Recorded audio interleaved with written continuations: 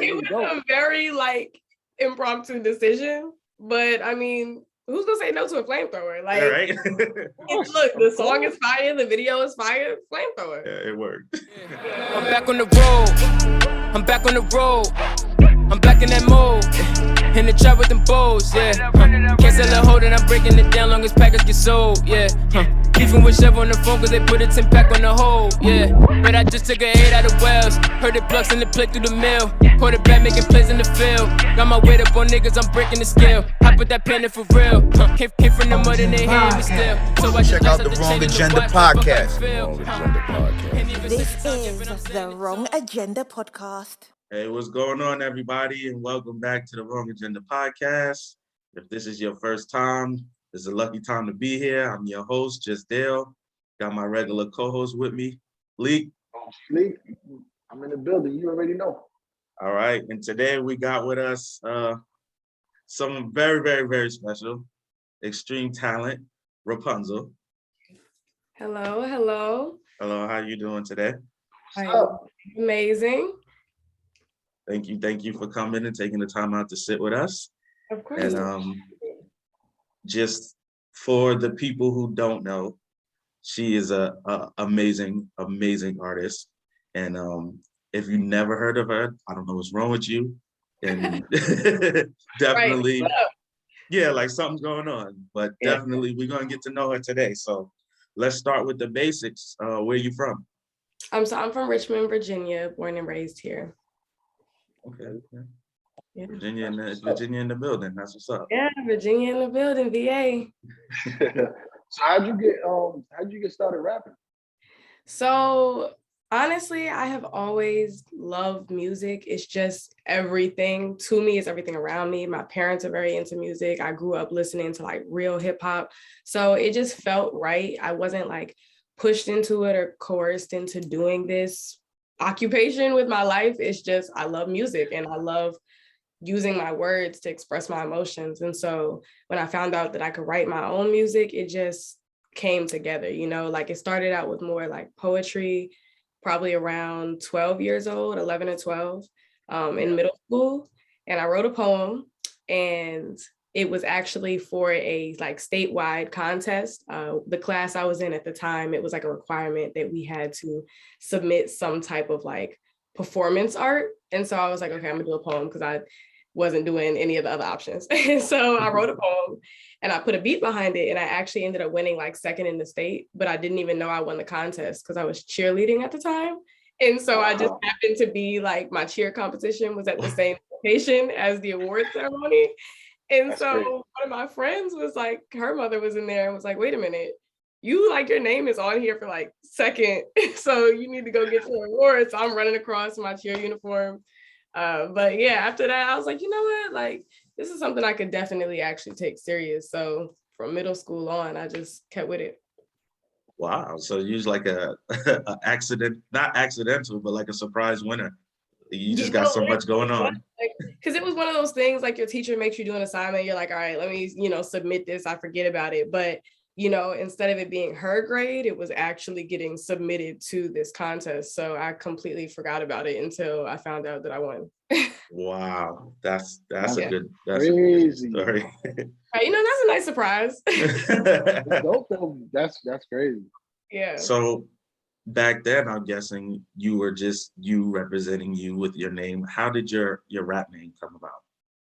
So Rap-Unzel, it's so funny to think that like I actually chose a name that I still have now. Cause like most people I say like, I say interviews like, oh yeah, I chose that name in middle school. They're like, are you still like go by that? But I feel like I was pretty sure of myself then. Like, what about now? Are you sure of yourself now? Yeah, I'm definitely sure of myself now. But yeah, my name came about just because I was like, okay, I think when people meet me or see me, I have a very like dainty like aura about me. Or I'm just very like princess like, or my family always jokes that like everybody treats me like a princess or whatever. And I was like, okay, like rapping princess. And I had never heard anybody else go by Rap-Unzel, and rap is in the name. So I was like, okay, well, I'm gonna just put a dash in there to emphasize the rap part, but a play on the princess and rap being creative. That is a very lyrical perspective to it. Like, Right. I love the name. Jermaine Dupri actually caught on that too. Like when I went on the rap game, he was like, that's actually like, that's some dope shit. Like I haven't heard that. So yeah, I like that, people caught on to what I was trying to do there. Yeah, that's dope. So, what are some of your inspirations? So I have so many. Specifically, I grab inspiration from so many different places in my life.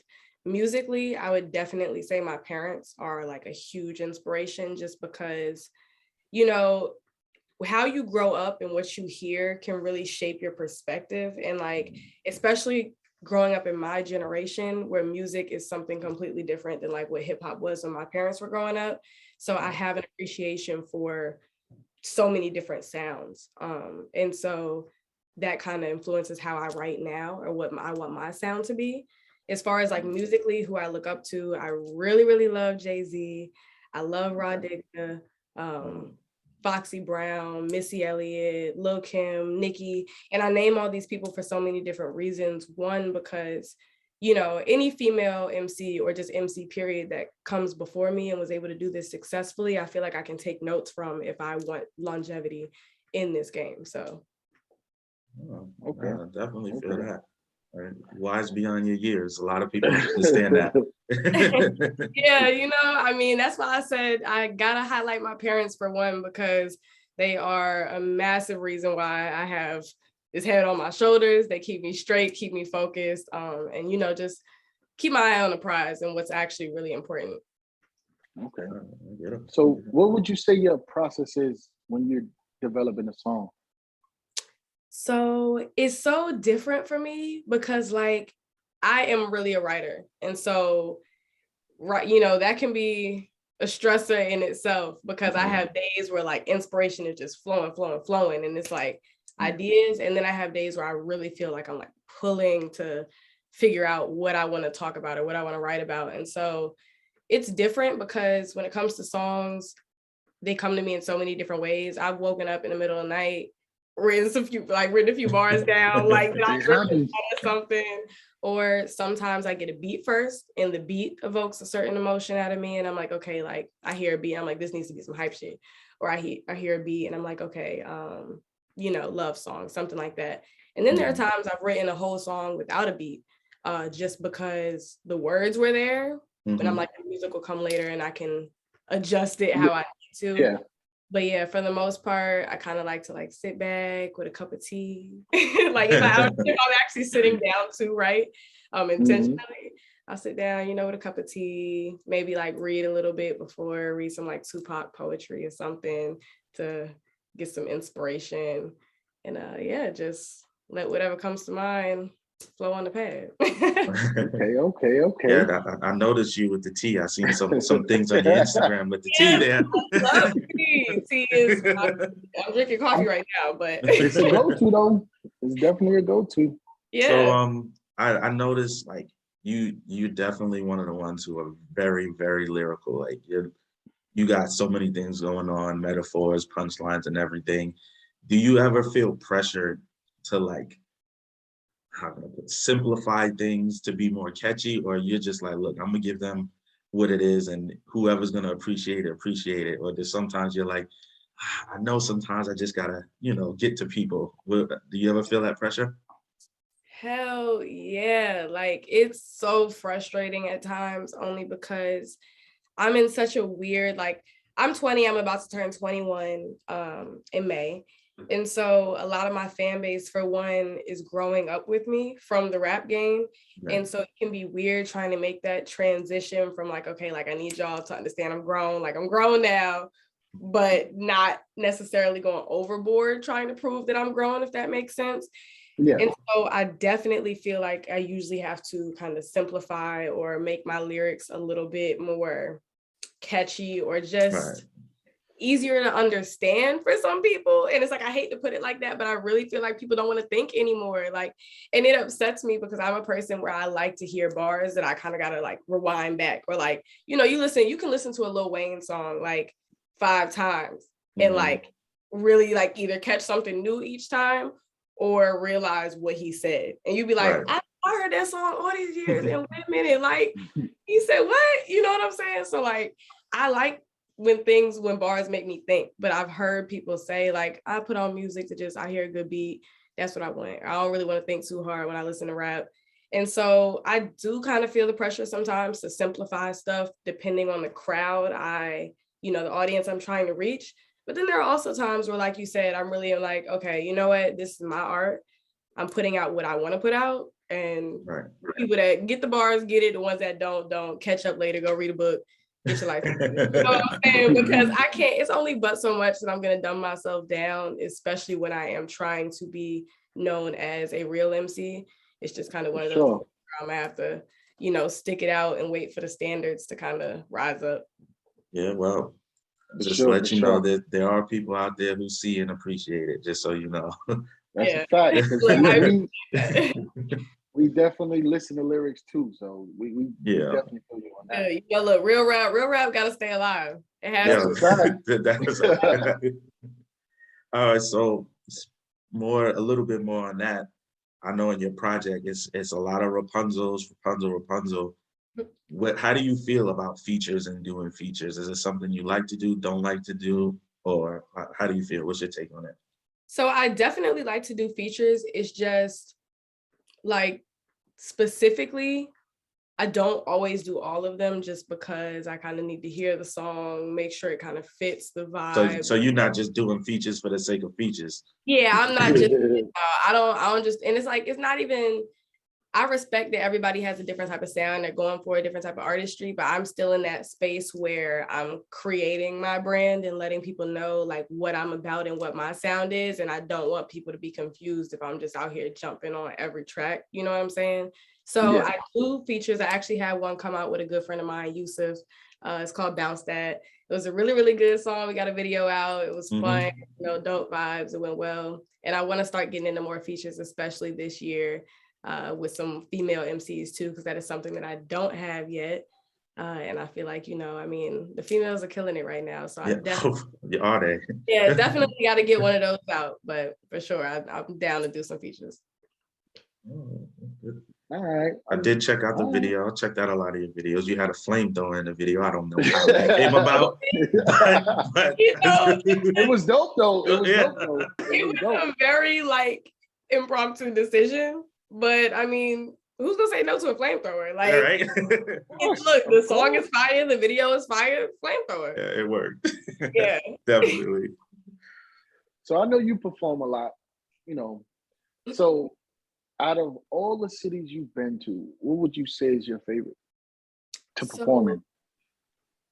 Crazy thing is, a lot of my best experiences, performance-wise, were on the Rap Game, on the show, because we were just thrown in so many interesting situations that at the time, I would not have, later in my career, those things would have come, performing at the circus or, doing a video with Benny Boom. But so many of those things, most people would have had to wait a good minute, down the line in their career to get those. And so I would definitely say one of my favorite performances was the Atlanta Symphony. It was amazing. And for one, that was my favorite because I love live music. I like to feel the music around me.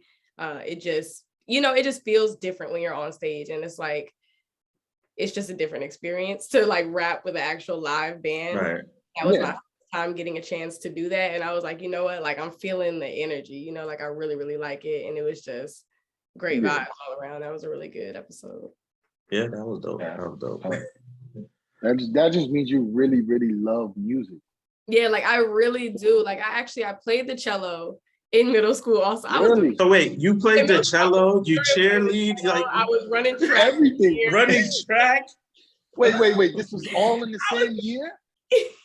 Yeah, I was running track, cheering, doing everything. But I was one of those people, especially in school, I was trying to really find my place. I was completely fine just trying new stuff and seeing what worked for me, seeing what I like. And so I was good at cheerleading. When I was running track, I was doing high jump, hurdles, long distance. That was but and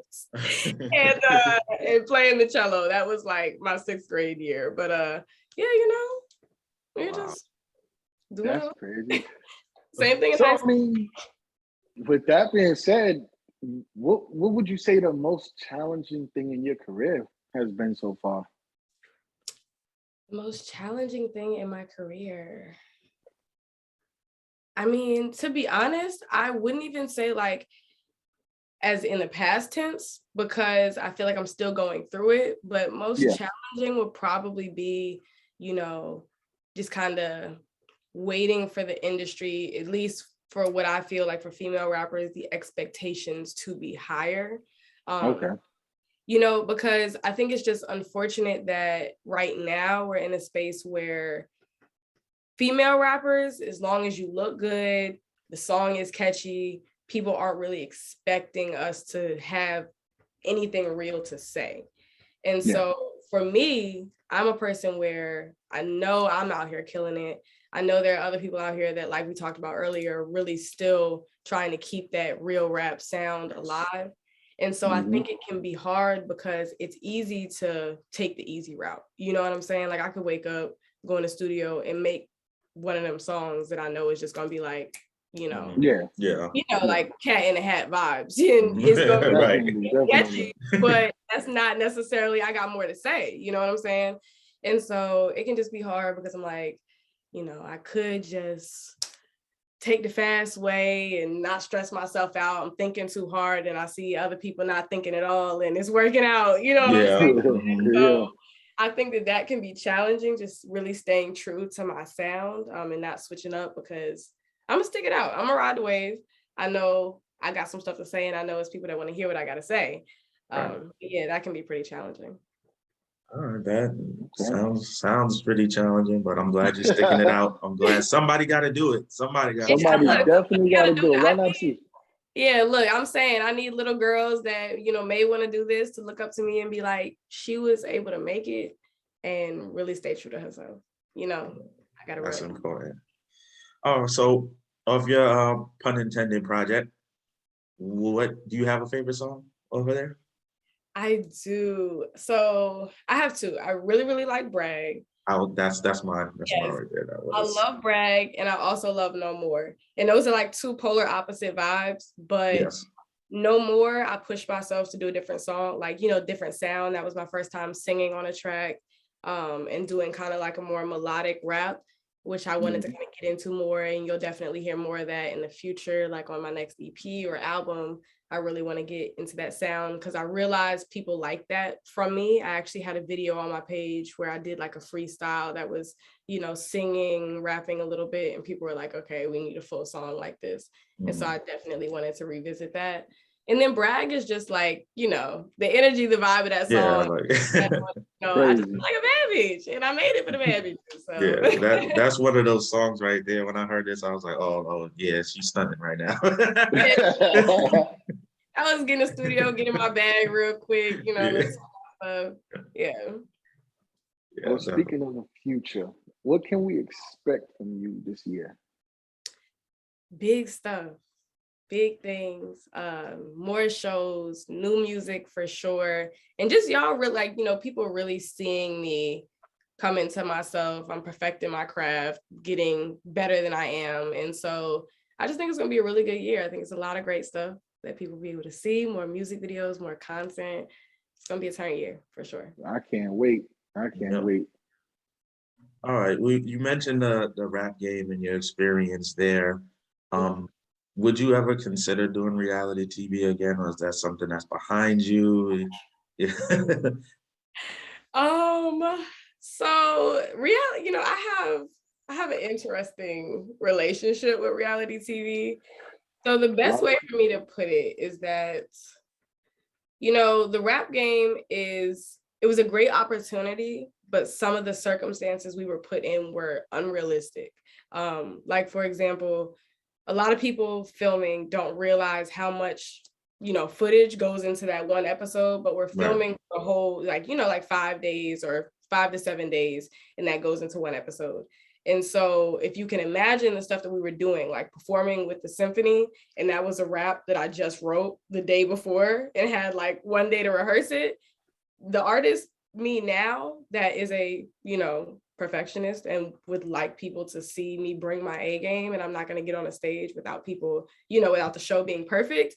Mhm. I'm not rehearsing with only one day. You know what I'm saying? Like, Yeah, definitely not. I'm not writing no rap and rehearsing it one day and performing it for people. Like, I could do it because I've been there, if I needed to do that. But that's not how I get down. You know what I'm saying? I For like sure. people to see me with my best foot forward. And so it was challenging, but beneficial, of course, at that time, because it pushed me to write faster, work harder under pressure. But it's just not real life. You know what I mean? Like, Right. Yeah. you're not going to hear no artist out now saying, oh, yeah, I only, I went on tour. We only rehearsed. That's and so if I did do another reality TV show, it would have to be something that would be a little more realistic, or actually tailored to like my life, or specifically my life and just following me and the events of my career and me working up to my career. But yeah, competition shows, stuff like that, I'm not sure. I'm not gonna say never. I won't say never, but like I said, the circumstances would have to be coming correct. It would make sense Understand. realistically. Yeah. We got you. Yeah. But yeah, I mean, something following your life at this point, I think would be pretty dope. I think a lot of people would like to see that. And that'd be dope. I definitely understand what you're saying about having to write and perform. Like, that's insane. That's insane. Yeah, I mean, it was there were some really insane deadlines, and it's like now that I look back at it, I'm like, we really did that. Like, that's crazy. Like, and people be like, why y'all forgetting our lyrics? I don't know, maybe because I just wrote it yesterday. Right? That's right. So I also noticed you have like a distinct style to you. You have your own Rap-Unzel style. Is that coming from you? Do you have a stylist helping you out all the time? Because you always, like, I'm always just like you got a style. Like, this is, you know what I'm saying? You always don't play with it. So I don't have a stylist right now. I have been styled before, but I've always been very into fashion as well. And so is my mother, so is my brother. And so kind of in-house, we kind of handle that. Like, my mom, she will definitely like pick out some of my outfits or see a piece that she knows, because she knows what I like. I can count on her to pick something out for me if I'm not there. But she might see a jacket or some pants or some shoes and be like, you got to have this. And I'll have my look in my mind that I'm going for a show. And we just they help me cultivate it. But yeah, right now I am my own stylist. I mean, sometimes you got to do it in house. Yeah, I mean, I like to express myself, and part of how I do that is my music as well as my look. So yeah, I like that. You got a lot of diversity in your looks. You know what I'm saying? That's all. Okay, that's why I asked the question, because I'm like, is she doing all this on her own? Yeah, I mean, for the most part, I have been styled before and I like it, but it can be hard because like stylists sometimes have their own vision and their way that they like to dress people. And so eventually, if I do get a stylist that I like, it'll be somebody that I feel like really like we see eye to eye. I feel like they understand how I like to dress. Okay, well, mother and bro or whoever's helping now, they doing this fine. So right now they doing the job for sure. So besides your music, what type of music are you listening to right now? Well, who are you listening to? I want to say, what artists? Right now, I listen to so much stuff. It's crazy. So right now, who am I listening to? I've been listening to a lot of Brent Fires. I really, really like him. Like, when I'm in my mellow mood, I love Brent. Lucky Day, I really like. I don't know, I've been on like a real soul R&B kick lately. Like, I just been the vibes. I don't know if it's because we're about to enter in the spring and the nice weather got me all now. But yeah, Lucky Day, Brent Fires. Then I also right now, when I'm in my hype mood, I love me some Megan. Can't go wrong. She killing it right Yeah, now. she's killing right now. Mhm. Yeah, and then also, like I said earlier too, I listen to a lot of like old school music throwbacks. Like some of the stuff in my playlist is definitely like real random, all over the place, like whatever I'm feeling. But Yeah. everything. Okay. If you wasn't doing music right now, what you think you would be doing? So crazy. This answer is gonna be like, what? But plastic surgery for sure. Okay. Really? That's different. I mean, What I need to hear a little story of how you come to this, because I've never heard this. I've never heard this one. So I was expecting that, but for sure, that was my like lane. That was what I was going for. If music didn't become more of like a serious thing for me, because in middle school, of course, I was rapping on Instagram and stuff, but hadn't really like taken it serious as a career for real until I got on the rap game. So like up until sophomore year of high school, the track I was going for was medical field. I actually like applied to a different high school, which was like a medical center, like specialty center. And so I applied to that high school for that reason, to kind of start doing some stuff in that field with the school. And that was the goal. I mean, I have always wanted to do plastic surgery.